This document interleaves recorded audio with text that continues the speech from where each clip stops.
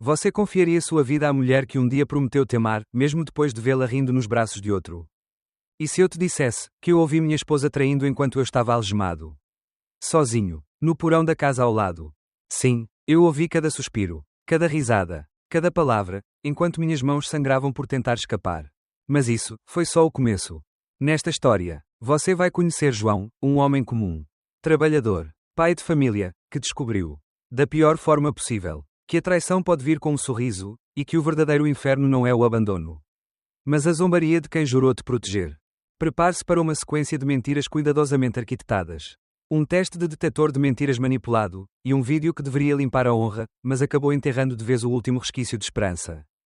Por mais de 2 décadas, nossa vida seguiu um roteiro quase perfeito. Eu, João, marido fiel, pai presente. Ela, Flora, esposa dedicada, mãe amorosa. Criamos 2 filhos. Construímos uma casa. Quitamos a hipoteca. Fizemos planos para o futuro, um futuro em que seríamos apenas nós 2 novamente. Sem fraldas, sem reuniões escolares, sem correria, só paz, viagens e netos aos domingos. Às vezes eu olhava para ela pela manhã, sentada na varanda com uma xícara de café, cabelos presos de qualquer jeito, e pensava, sim, é com ela que quero envelhecer. Mas o que eu não sabia é que aquela imagem tranquila escondia rachaduras profundas, que eu mesmo ignorei por anos. Flora sempre foi mais expansiva que eu, mais sorridente, mais vaidosa, mais inquieta, enquanto eu me contentava com uma rotina previsível. Ela precisava sentir que ainda era desejada, notada, viva. No início do casamento, isso nos equilibrava, mas com o tempo, essa diferença virou ruído, silencioso, quase imperceptível, mas constante. Depois que os filhos saíram de casa, percebi uma mudança. Não foi brusca, foi sutil, como uma brisa fria que entra pela fresta da janela à noite.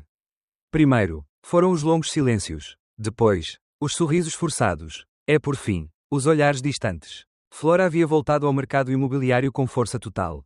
Passava os dias fora. Voltava tarde, sempre cheirando a perfume forte demais. Rindo de histórias que eu não entendia. Eu perguntava como foi o dia. E ela respondia com frases prontas. Cansativo, corrido, normal. Mas seus olhos contavam outra coisa. Ainda assim, eu me recusava a vereador. Talvez por medo, talvez por orgulho, ou talvez porque o amor verdadeiro nos torna cegos até demais. Para celebrar nossos 24 anos de casamento, planejei uma viagem surpresa para o litoral. Queria reacender o que o tempo parecia ter apagado. Mas no dia em que lhe entreguei o envelope com as passagens, ela sorriu sem entusiasmo e disse que a empresa precisava dela naquele fim de semana. Ali, eu deveria ter percebido. Ali, eu deveria ter feito perguntas que evitei por covardia. Mas não, eu me calei. Achei que era apenas uma fase. E foi exatamente nessa fase, entre o silêncio dela e minha omissão, que ele entrou em nossas vidas. Rafael, o novo vizinho. Simpático demais. Espontâneo demais. Divertido demais. É como eu descobriria mais tarde, perigoso demais. Na época, eu só via Rafael como um vizinho barulhento e inconveniente. Mas Flora via algo mais. Algo que acendia nela uma luz que há muito tempo não brilhava por mim. E foi assim que tudo começou, com uma risada inocente no quintal. Mas aquela risada se tornaria o som que me perseguiria nos meus piores pesadelos. Rafael chegou na nossa rua com um sorriso largo e uma energia que parecia preencher todos os espaços vazios. Era impossível ignorá-lo, o tipo de homem que conquista pelo charme e pela espontaneidade. Aquele vizinho que todos querem ter por perto, mas que ninguém realmente conhece. No começo, achei até engraçado. Rafael gostava de pregar peças. Brincar com quem estivesse por perto. Inclusive comigo. Por mais que reclamasse das suas pegadinhas. Nunca imaginei que por trás das risadas e das brincadeiras existisse uma sombra escura. Uma ameaça silenciosa que mudaria tudo para sempre. Mas Flora parecia diferente perto dele. Ria mais alto. Falava com uma animação que eu não via há meses. Observava os olhos dela brilhando ao ouvir suas piadas que eu não entendia e que, muitas vezes, soavam vulgares demais para o meu gosto. Uma noite, na praia, vi Rafael zombar de alguns jovens que passavam. E para meu desespero, Flora riu junto com ele. Aquela risada não era mais a minha esposa. Era uma estranha, uma mulher que me deixava de lado sem ao menos notar. Fui incapaz de esconder meu desconforto. Tentei puxar Flora para longe. Mas ela se afastou, envolvida na aura de Rafael. Foi ali que senti o primeiro corte profundo, invisível, que rasgou meu peito sem sangue, mas com uma dor silenciosa. Os dias seguintes foram uma dança macabra de risos compartilhados e olhares cúmplices entre eles. Em público, fingiam ser apenas amigos, mas eu via nos pequenos gestos. nas palavras sussurradas. Uma intimidade que eu já não tinha. Eu tentava acreditar que eram só brincadeiras. Que Flora não passaria dos limites. Mas o medo começou a crescer dentro de mim. Como uma tempestade prestes a explodir. Até que, naquela tarde que jamais esquecerei, o véu caiu. Estávamos na casa de Rafael e Alice. Sua esposa, Alice, minha amiga e vizinha, com um olhar triste e cansado que denunciava sua própria dor silenciosa. Flora entrou na cozinha com Rafael para ajudar a pegar as bebidas. E eu e Alice ficamos no quintal, conversando baixinho, tentando ignorar a estranha tensão no ar. Mas quando fomos procurá-los, encontramos algo que partiu meu coração em 1000 pedaços, Rafael e Flora saindo da sala de braços dados. Rindo como se o mundo fosse deles. O batom vermelho manchava a gola de Rafael. O cabelo de Flora estava desalinhado. Seu sorriso carregava um segredo que não me incluía. Alice e eu ficamos estáticos. Como estátuas quebradas diante daquele espetáculo escancarado. Flora tentou sorrir para mim. Como se nada tivesse acontecido. Como se aquela proximidade proibida fosse apenas mais uma brincadeira. Mas meu peito queimava. Minhas mãos tremiam. Eu não era mais o homem seguro daquela história. Eu era um estranho. Um traído. E naquele momento, compreendi que o primeiro golpe não veio de um beijo roubado. Mas da traição invisível da confiança perdida. Foi só o começo do que viria a ser um pesadelo sem fim. Porque a verdadeira traição, aquela que destrói sem fazer barulho, estava apenas começando a se revelar. No próximo capítulo, vou contar como aquela inocente brincadeira se transformou em um inferno real. E como eu me vi preso, não só em algemas físicas, mas também na prisão da humilhação e da dor. Aquela noite ainda queima minha alma. Eu estava ali, no porão da casa ao lado, algemado, preso a um cano frio e implacável. Minhas mãos, outrora fortes e capazes, agora sangravam por tentativas desesperadas de libertação. O silêncio era esmagador, mas não absoluto. No andar de cima, acima do teto que me separava daquela prisão invisível, o verdadeiro inferno acontecia. Eu ouvia cada suspiro abafado, cada risada sufocada, cada gemido de prazer e promessa quebrada. Era Flora e Rafael. Eles não sabiam que eu escutava. Ou talvez sabiam, talvez tivessem certeza, e aquela certeza os fazia rir ainda mais alto. O coração martelava no peito como se quisesse fugir do corpo. Eu queria gritar, chorar, implorar para que tudo aquilo fosse apenas um pesadelo. Mas não podia. Eu estava imóvel, impotente. Só podia sentir o aço frio apertando meus pulsos. O gosto amargo da traição na boca. A dor queimando além da pele. Minha mente revivia cada momento feliz que pensava ter vivido com Flora, nossos primeiros encontros. As promessas trocadas. Os sonhos compartilhados. No entanto, tudo desmoronava diante dos meus olhos fechados. Nos sons que me atingiam como punhais. Eu não apenas perdi minha esposa naquela noite. Eu morri um pouco. Morreu a confiança. Morreu o amor. Morreu o homem que acreditava em nós, para sempre. Mas, mesmo no meio daquela escuridão, uma faísca nasceu. Uma faísca de raiva, de revolta, de vontade de não deixar que aquela humilhação fosse o meu fim. Porque se a dor poderia me derrubar, minha decisão seria me levantar, não como o homem que foi traído, mas como o homem que se recusa a ser derrotado. E assim, enquanto os passos deles ecoavam lá em cima, e os risos os acompanhavam, eu comecei a planejar minha própria vingança, silenciosa, mas definitiva. No próximo capítulo, você verá como essa vingança começou, não com palavras, mas com provas. Como o jogo de mentiras e manipulações ganhou um novo rumo. E como eu encontrei forças para encarar a traição de frente. Mesmo quando tudo parecia perdido. Depois do pesadelo daquela noite, eu sabia que não podia mais confiar apenas na minha intuição ou nos suspiros que ouvi no porão. Precisava de provas que pudessem dissolver as mentiras. Desmontar o teatro que Flora e Rafael montavam para encobrir a traição. Foi quando a ideia do detetor de mentiras surgiu. Inicialmente como uma última tentativa desesperada de buscar a verdade. Flora, como sempre, aceitou a proposta com um sorriso que não alcançava os olhos. Rafael também concordou, e até se ofereceu para pagar o teste, um gesto que mais parecia uma provocação do que um pedido de redenção. Naquele período, observei cada gesto deles com atenção redobrada.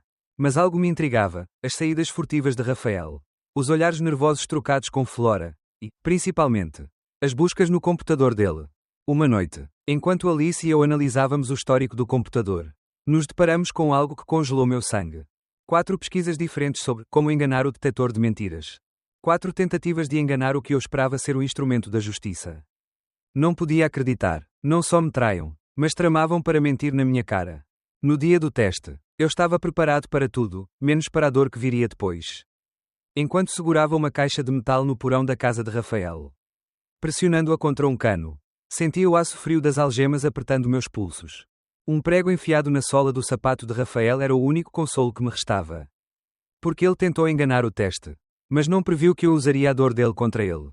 Quando a tensão atingiu o ápice, com Rafael tentando esconder seu sofrimento, percebi que aquela farsa começava a ruir. Mas as mentiras de Flora continuavam, embaladas em palavras doces e promessas vazias. Ela dizia que tudo não passava de brincadeira. Que eu estava exagerando. Mas a ferida nos meus pulsos, o prego no sapato, e as pesquisas no computador contavam uma história diferente. A história de um casal disposto a destruir minha vida, e, pior, a minha sanidade, por um capricho. E enquanto o jogo de mentiras se complicava, algo ainda mais obscuro surgia no horizonte. No próximo capítulo, revelarei o vídeo original, a prova definitiva que mudou tudo. Aquela filmagem que ninguém queria que eu visse, e que revelou a verdadeira face da traição. Quando finalmente recebi o vídeo original, um frio cortante percorreu minha espinha. Ali, diante dos meus olhos, estava o que eu mais temia, a prova concreta da traição que me consumia por dentro. Não era apenas uma gravação qualquer. Era o retrato cru, sem cortes nem máscaras, do que realmente aconteceu naquela noite em que eu estive algemado e impotente no porão. O vídeo mostrava Flora e Rafael em um cenário íntimo. Mas diferente daquilo que eles tentaram me vender como, apenas brincadeira.